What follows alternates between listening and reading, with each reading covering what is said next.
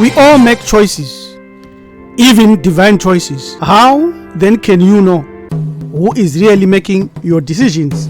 Because holy or hellish is Satan behind even your most holy choices.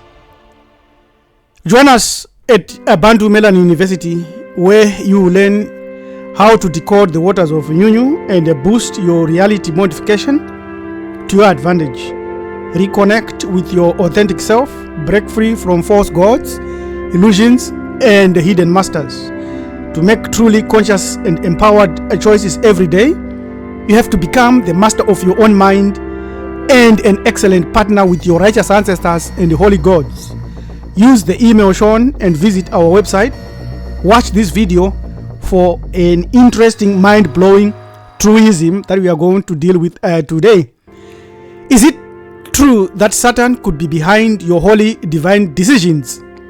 Because life is a series of choices. We make choices every day. What to eat, what to wear, who to love, how to act. But buried beneath these everyday decisions lies one so profound, so foundational, it shapes everything else you do. This decision isn't about politics, religion, or even your health. It's the question of who is actually making those choices, making those decisions. Is it your conscious self or some primordial forces beyond your awareness? Some say Satan does not exist, yet that doesn't stop evil from proliferating all over the earth. No one has taught us anything on primordial origins of our decision making. This video dives deep into one of the most unsettling questions of human existence. Who is making your decisions? Let's look at the Libet experiment about free will as an illusion. In 1983, neuroscientist Benjamin Libet conducted a groundbreaking experiment that shook the world of philosophy and neuroscience. He discovered something shocking. Your brain begins preparing for a voluntary action up to half a second before you are even aware of wanting to do it. This means that your unconscious mind starts moving your hand before you consciously decide to move it, before you can say, I want to. So if your brain decides before you are, who is really in control? Who is the ghost in the machine? Who is the spirit in that machine? First, what is the unconscious mind? Is it the subconscious mind? No, these are two different types of operations within you. The unconscious mind is a powerful yet often overlooked part of your mental landscape, whereas the subconscious mind is the part of the brain that operates below conscious awareness, storing habits, beliefs, memories, and automatic behaviors. The unconscious mind is a process of thoughts, emotions, and memories that operates below your conscious awareness, but still can influence your behavior, your decisions, and perception. In simpler terms, the unconscious mind is part of your mind that works behind the scenes, guiding you even when you are not actively thinking about it. The subconscious mind influences thought, emotions, and actions without active, deliberate thinking, and can be shaped now here through repetition, suggestion, and experience. So these are two different minds that have got a fine differentiation. Yet we know that you've got the consciousness, which is your conscious mind, or which is normally called awareness or awakeness, which is 10% of your operation. Subconscious mind, 50%. Unconscious mind, 40%. And here are the different aspects of all what we are discussing here. Now, who is really in control? If not you, then who? Are these three the hidden masters behind every choice you are making? Where does the devil and Satan, Lucifer, fit in? If your brain decides before you are aware, then the next question becomes terrifying. Are you truly free? Or are you being driven by invisible forces? Because we know that brain scanners have proved that your decision making is 10 seconds before you are aware of that decision. Now comes the power of belief. What you believe is more than a thought you hold. It is the blueprint you hand to reality. Belief shapes your perception. Perception shapes your choices. Your choices carve your destiny. You are not waiting for proof to believe. You are actually creating the proof by believing. When you choose a higher belief about yourself, life, and what is possible, you shift the very architecture of your existence. The mind doubts, the heart knows, the soul or divine spark remembers. Which means the divine spark can forget, the heart can not know, the mind can be locked in a frequency. So choose your beliefs as careful as you would build a temple, because in truth, you are actually building your reality, your world, your universe.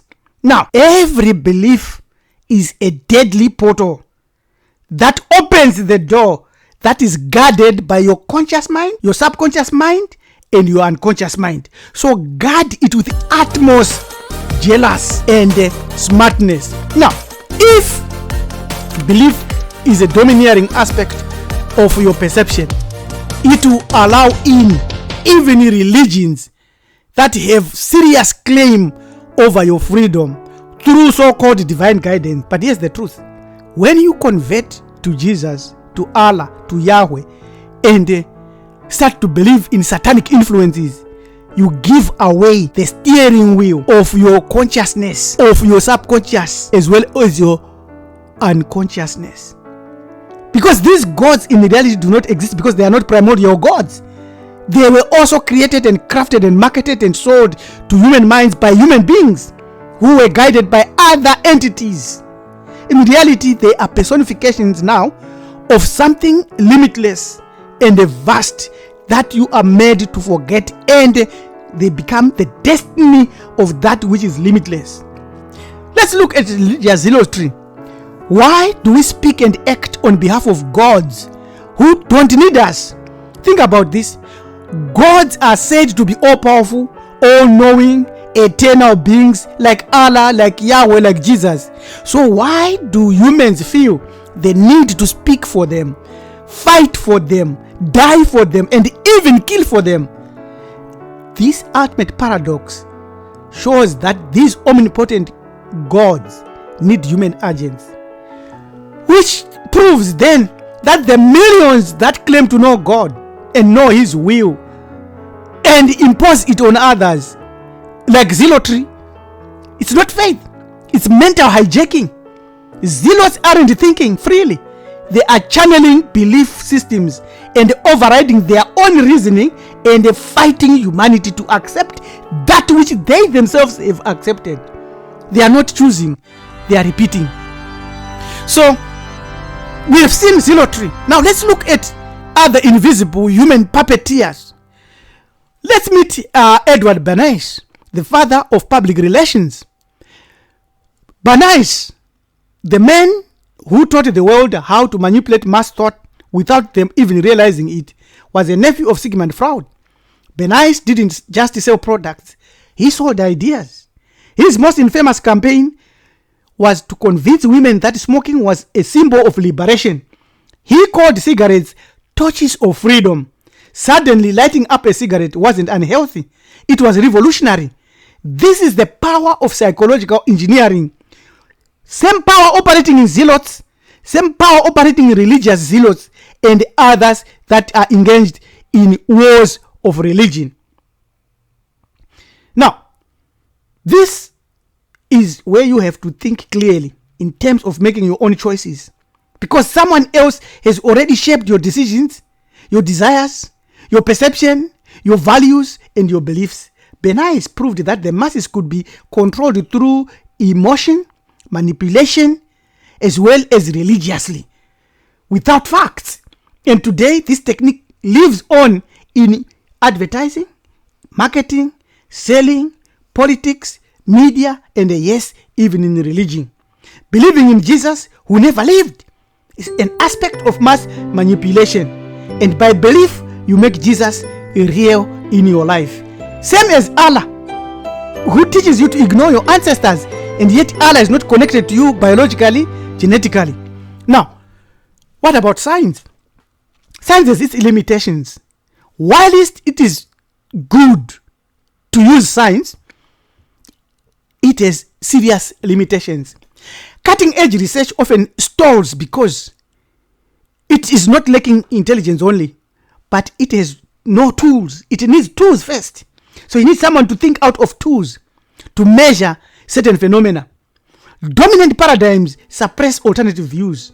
Institutional biases and funders also protect their reputation and what they see as advantages to them. For example, quantum physics has revealed already a universe of probabilities and possibilities, yet mainstream science still clings to materialism. Consciousness remains a mystery, yet scientists pretend it's just neural activity. No one knows what consciousness is, yet science dismisses it. The 0-point field is real, but is dismissed by many as pseudoscience. So when we connect the 0-point field with waters of Nyunyu, a lot of scientists, almost 100% of scientists, dismiss that. And they are gatekeepers of the things that would benefit a lot of people, and they benefit from keeping humanity blind. So science cannot disprove or prove that there is something that is pulling and making your divine decisions. What is actually then pulling the strings in your mind? Or the question is, what must pull the strings? If one is awake, then we are in the clear. But if one is not awake, then there is a problem. Enter the waters of Nyunyu, the waters of consciousness, to understand who should really pull the strings. We have proved that there are other entities that have found their way into your reality, and they place hooks which they use spiritually, psychologically, and otherwise to tweak and to control your decision and choices. We now must dive into the waters of Nyunyu, a concept rooted in Bantu metaphysics and proved by quantum science 0-point field. These aren't just poetic words. They describe the 0-point field, the quantum field of infinite possibilities and probabilities, where all thoughts, choices, and realities originate. This is where your mind must be based on. But unfortunately, you must be awake in a way and at a level that is beyond normalcy. Because if you are not awake, the hidden masters, whether they be gods, ancestors, trauma, programming, or social conditioning, will be living and operating as if they are the originators of your thoughts, as if they are the ones that are in the waters of Nyunyu. Once you know this, you can analyze your thoughts much clearer. Ancient wisdom is taught to us by our ancestors. They said, know thyself, because the kingdom of heaven is within you. What were they saying? They were saying you are the master of your own destiny. But today we need to go further and say, master thyself. This is not a spiritual journey. This is a scientific, psychological, and metaphysical evolution. Only when you understand the mechanics of your mind and how it connects to the 0-point field or waters of Nyunyu, can you truly begin to make conscious choices. And only then can you claim to be the master of your own destiny and to master thyself. Now, if this message resonates with you in one way or the other, if you are tired of being told what to believe, who to worship, and how to think, then it's time to awaken. Join us at Bantu-M-University, where we teach how to decode the waters of Nyunyu, how to reconnect with your authentic self, how to break free from mental and physical slavery and deception, and how to make conscious, empowered choices every day. Enroll today, become the master of your own mind. You have to swim in the waters of Nyunyu. You have to realize that you are called by ancestors and crowned by God. Then when you realize this, you materially and spiritually support those of like minds and deeds. If you understand this message and then you feel, no, I can't support these organizations, I can't go into it, you are still locked in the frequency that is making decisions before you reach the waters of Nyunyu.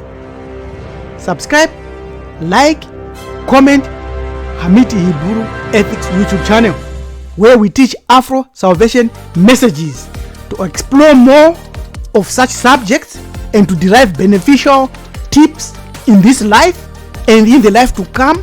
Do not hesitate to enroll today into our Bantu-University. Amen. Amen. Amen. I am your manager Toby, Preacher Rabbi LM Tumizulukunikenim Jakanja, saying, yes, you can actually be the one that is making your decisions and making your choices, but from the waters of Nyunyu perspective, not from anything else. Amen.